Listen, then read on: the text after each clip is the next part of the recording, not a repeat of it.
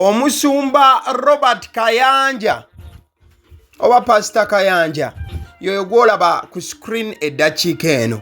Ekifaananyi kya gye buvuddeko bwe yali azze mu kooti era n'ayimirira wali mu kaguli okubaako ebimu ku byali bimubuuzibwa ku misango egy'abavubuka abaali bakwatiddwa, abaali balina ebintu eby'enjawulo bye baali bamulumiriza wabula okukakkana nga bakubiddwa mu mbuga z'amateeka olw'ensonga. Oludda olwa pasita lwali lugamba nti byonna ebyali byogerebwa abavubuka bano nga bw'obalaba ku screen byali bigambo bya njwanjwa, ebigambo ebyali bitegekeddwa bano okulaba nti batattana erinnya ly'omusumba omuli w'emyoyo. Olunaku olwaleero ng'ennaku z'omwezi 11 Desemba omwaka 2025 waliwo development oba enkyukakyuka oba ekyenjawulo ekizze ekyeyongedde mu musango guno olunaku olwaleero. Newankubadde nga ku TV tokyalaba musango guno wadde ku social media TikTok n'emikutu emirala kwe mubeera, omusango gwo gukyatojjera era gukyagenda mu maaso. Nabwe kityo nkizudde nti kyandyetaaze omanye biki ebiri mu kugenda mu maaso mu musango guno ogulimu ne Pastor Robert Kayanja owa Lubaga Miracle Center. Wabula nga ku sayidi eno ye yabeeranga omuwaabi oba yabeera ku ludda olwa prosecution, then bali abavubuka ne babeera ku ludda oluwaabiddwa oluwawaabirwa. Olunaku olwaleero kooti nateera mu Kampala etudde ng'ensonga egituuzizza yakuddamu kuteeka abavubuka bano mu tooki n'okubeera nti emisango giddamu okwongera okuwulirwa, okuwa obujulizi ate era wamu n'okubeera nga si kuwa bujulizi bwokka wabula n'okwewolereza mu layini efaananako bwetyo. Kati mu musango guno mulimu abavubuka 9 abavunaanibwa omusango gw'okwogera ebigambo bya njwanjwa ku musumba Robert Kayanja owa Lubaga Miracle Center Cathedral. Kati kuba n'abavubuka 9 omu ku bo olunaku olwaleero akajjuutuse oba kakumujjuutuka oluvannyuma lw'ebyo ebisaliddwawo kooti olunaku olwaleero. Yes, anga obadde ogoberera omusango guno mujjukira bulungi gye buvuddeko mwana mulenzi oyo amanyiddwa nga Reagan Ssentongo ne banne. Embeera y'okuba nti bawa obujulizi oba testimony oba okuba nti bawa defense yaabwe yali etandise. Jjukira bano baali balumiriza omusumba ku mize egimu nga we wabiraba. Kati ekitegeeza nti we batuuka okuba nga bawa defense yaabwe oba nga beewolereza balina okuba nti bawa bubaka bwe bagamba nti bye baali boogera byali bituufu era mukadde ke kamu nga balumiriza omusumba mu mbeera emu oba endala, okusinziira ku bo bye baali bayimiriddeko ebibatuusa n'okubatuusa mu ntata ey'okuba nti bali mu kabula muliro. Wabula omulamuzi Byalugaba oba magistrate Byalugaba olunaku olwaleero asoose n'ayimiriza bano bonna okugenda mu maaso n'okuba nga bawa defense yaabwe oba okwedifendinga oba kyewandiise okuba nti beewolereza. Okusinziira ku bye mbadde mpandiise, ebigambo ebyogeddwa omulamuzi agambye nti this court has an opportunity to hear both sides. As A2 was testifying, the issues of images and videos came up and an expert is making a report. The court cannot ascertain the time frame when the report will be ready. It becomes a miscarriage of justice for him to continue with his defense. Kati basoose ne bayimiriza mwana mulenzi oyo abadde nga ali mu kuwa bwewandibadde oyita obujulizi oba abadde nga yedifendinga ne bagamba nti ebya defense bisooke biwummulemu. Omanyi Ssentongo no Reagan Ssentongo abadde yali mu kiseera ekyokuba nti ye defendinga naye against Musumba. Nebyo byonna bye yamwogerako kati ng'alina okuwa obukakafu bw'ebigambo bye yayogera. Wabula kooti eyimirizza kino olunaku olwaleero. Era kooti neeyongezebwayo paka ng'ennaku z'omwezi 17 Desemba. Wabula wakati nga kooti egenda mu maaso olunaku olwaleero, State Anthony oba aliwo ku lwa state omukulu amanyiddwa nga Anthony Jonathan Muwaganya asabye kooti okufulumya oda nnya, nga kooti esaba oba asabye kooti ekkirize bafulumye information y'ekyama ekwata ku mwana mulenzi Reagan Ssentongo. Jukira Reagan Ssentongo mu maaso awo alina okukolebwako kiwandiise cross examination. Oludda oluwaabi lulina okuteeka Reagan Ssentongo mu kaguli lutandika okuba nga lumubuuza ebibuuzo wano na wali oba kajjojijjoji w'ebibuuzo nti wamaliza okukola testimony ye against Musumba, kati balina okutandika okuba nga bamubuuza kajjojijjoji w'ebibuuzo ab'oludda oluwaabi. Kati wato state olunaku olwaleero asabye kooti emukkirize oba kooti ekole orders nnya, nga orders eziweereza ebitongole ebyenjawulo. Muwaganya asabye ekitongole kya National Identification and Registration Authority oba kiyite NIRA okubeera nga kireeta bwino akwata ku mwana mulenzi Ssentongo.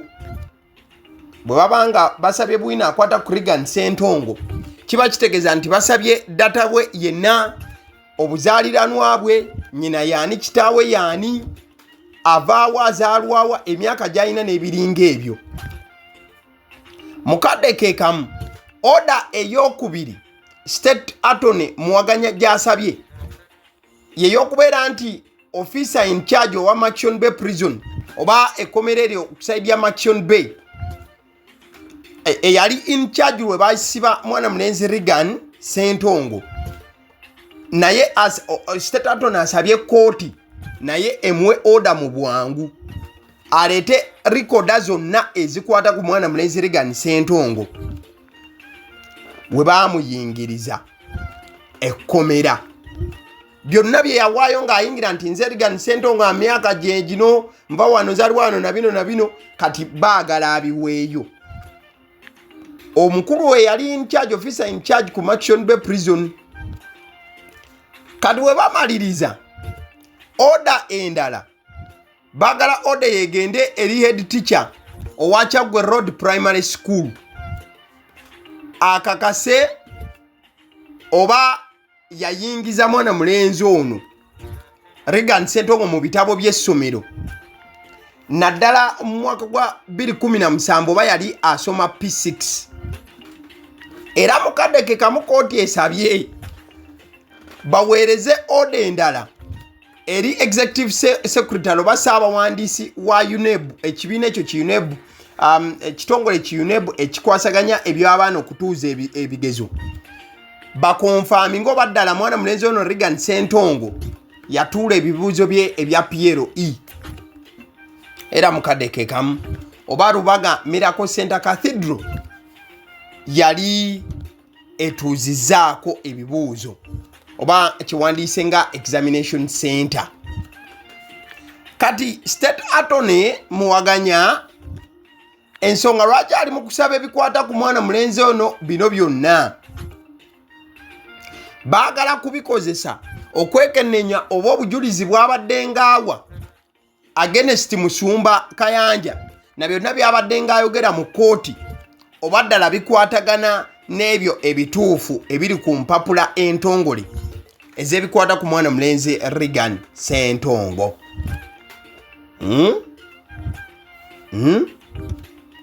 So omukulu State Attorney mu bimu ku nsonga lwaki abadde asaba kooti wemala okuba nti ekola order zino kijja kuyambako obutamala budde bungi ate era kiyambeko n'oludda oluwaabi okusobola okubanga lubuuza mwana mulenzi Reagan Ssentongo kajjojijoji w'ebibuuzo atuukaganye n'omutindo oba akwataganira ddala ku ebyo n'okukakasa oba ddala Reagan Ssentongo byabadde ng'ayogera ku musumba n'ebisigadde byonna bituufu. Mu kadde kamu omukulu ono agambye nti he agrees that the information they are seeking is private and that is why they wanted to acquire it by way of a court order and not shy to inform the court that they have clear instructions that Ssentongo lied about his age. Kati state attorney yagamba nti bakakasa bulungi nti mwana mulenzi ono Reagan Ssentongo emyaka gyayogera mulimba alimba. Kati ensonga lwaki bataddewo embeera ey'akazigizigo oba ey'amaanyi ennyo okulaba nti basaba afazaali kooti eragire mu bwangu ekitongole ekikola endagamuntu, eragire ekitongole ekituuza ebibuuzo ki UNEB, eragire yayingiza Reagan mu kkomera ng'awandiika details ze ofiisi eyaliwo, then balagire ne yali omusomesa wa Reagan ku Kyaggwe Road Primary School bonna boogere emyaka gye balina ku mpapula zaabwe balage oba Reagan Ssentongo n'alumiriza musumba n'ebisigadde oba nga bwino gwabwa atuukaganye n'omutindo. Kati kabadde kaseera kazibu nnyo sayidi y'abawolereza Reagan oba balooya ba Reagan boyinza okuyita ba defense lawyers okubeera nga balina okuwakanya kino ekibadde kisabibwa oludda lwa gavumenti oba oludda state attorney kyabadde asaba. Kabadde kaseera kazibuzibu olw'ensonga balooya ba Reagan bino babiganye ne bagamba nti oludda oluwaabi lubadde teruwadde ensonga ya muzinzi ku lwaki lwagala okufuna ebikwata ku gwe wandiise client waabwe ng'ate ebintu bino byakyekusise nnyo oba byonyiza okugamba nti biri confidential, si bintu byonyiza okutambula ng'ojajaamye, ebintu ebikwata ku muntu gyazaalwa ni nnyina, myaka gye yazaalibwa ddi n'ebisigadde. Until we assure protection and mechanisms, the release of this biodata puts him at risk. Bigambo ebyogeddwa looya ng'agamba nti afazaali bandibadde sure ku ngeri gye bagenda okukozesaamu data ono gwe bali mu kusaba olw'ensonga data ono singa agwa mu mikono gy'abawaabi ate bayinza okumukozesa obubi eri mwana mulenzi ono amanyiddwa nga Reagan Ssentongo newankubadde nga naye atakaba na kulaba ngeri gy'asobola kubanga ateebwa okuva mu nkomyo. Wabula muwaganya abalemeddeko nesse kulemerako yenna n'agamba nti information gye bali mu kusaba ekwata ku mwana mulenzi Reagan Ssentongo. Information eno eri mu bitongole ebimanyiddwa obulungi wano era nga ejja kukuumibwa bulungi. Bo bagyetaaga bwetaazi just bagwe mu mikono basobole okuba nti bateeka Reagan Ssentongo mu kaguli bulungi bamubuuze kajjojijoji w'ebibuuzo nga talina ngeri gy'asobola kuba nga yeesikasikamu oba okuba nga agaana n'okwagala okumulabisa okukakasa nti bulijjo ebintu byayogera ku musumba na byonna bintu bijweteke, bintu bya bulimba. Kavuna banaakizuula nti n'emyaka obwaka yagirimba kale baba banaakakasa batya nti bulijjo bw'aba ayogera ku musumba sayidi eyo abeera ayogera ebintu ebikwatagana. So mu nsalawo y'omulamuzi Byarugaba, magistrate Byarugaba akkiriza era awadde olukusa era awadde order state gyabadde asabye state attorney munange agambye nti the obtaining of private data is not injurious to the accused and that's why the information is held by public bodies like NIRA. The court can order release of such information. So bakkiriza state attorney okufuna ebikwata ku mwana mulenzi Reagan Ssentongo. Bakkiriza kati ate nga state ayagala bino abifune basobole okujja okubuuza mwana mulenzi ono Reagan Ssentongo yali alumiriza musumba nga information ebali mu 5 kati information eno yekka yeetaasa Reagan oba okumubbika banaasanga nga Reagan bulijjo byayogera alimba oba nakusomwe ziri 11 Desemba omwaka 2025 nkugambye nti omusango gukomawo mu kooti ng'ennaku z'omwezi 17 because the court has been adjourned to December 17th. Ale nzikiriza nkutegeze ku bannaffe aba Honeybites bagamba nti bo omulimu gwe bakola gwa kukolera byakulya eby'abaana abadda ku masomero. Bwe tugamba abaana abadda ku masomero saabo bokka abadda ku masomero wabula n'ababeera ewaka balina package ey'ebyokulya eby'abaana mu line efaananako bwetyo. Gwe bakubire bukubizo bagambe njagala package y'ebyokulya by'abaana abali ku masomero oba abaana abalya ebyokulya. Balina ebyokulya yogera ku daddies, yogera ku binyeebwa, amawogola, yogera ku bagiya, yogera ku cupcakes, yogera ku donuts. Osobola okubafuna ku 0709 787508 ate era mukadde ke kamu bw'oba oyagala ku pizza size yonna era namba y'emu ate era mukadde ke kamu bakola ne cake eza buli mukolo babayita aba Honeybites. Njagala n'okutegeeza ku bannaffe aba Alson Painters UG bano basiizi ba langi era nga balina obukugu mu kusiiga langi era bamanyi ne langi ki egenda ku kizimbe kyo era mu ruumu ki tebasobola kuddira langi yandigenze mu kisenge ate ne bagisiiga mu ddiiro ey'omu dining ne bagisiiga mu kinaabiro nedda. Alson Painters UG omulimu gw'okusiiga langi bagukugukira ddala basiiga ebizimbe okuviira ddala ku ruumu emu paka ku makalina n'amakalina gwe bakubira ebukubizo bagambe nti Alson Painters UG namaliriza okuzimba ekizimbe kyange. In fact ne bw'oba olina ekizimbe nga kikadde nga olaba langi yaakyo efaanana si bulungi, Alson Painters UG bazze kugonjoola ensonga eno. Bakubire ku 0705 1936 be bannaffe aba Alson Painters UG.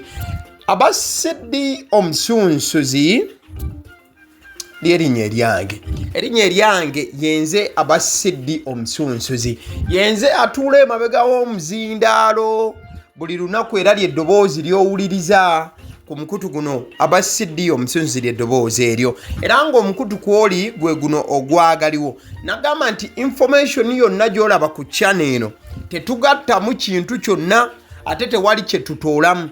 Information nga bw'eba eyingiddewo ffe bwe tugikwata ne tugikuwa kati gwe omulabi n'osalawo ki ekyokukozesa information eyo. Kati kyogenda okukola mukwano gwange bw'oba omaliriza okulaba vidiyo eno likinga commentinga ki kyolowooza mukadde ke kamu subscribinga bw'oba nga omukutu guno oli mupya ate era mukadde ke kamu sharingira mikwano gyo girabe vidiyo eno ate ne videos endala ku mukutu guno. Agaliwo YouTube channel mwebale kutulaba.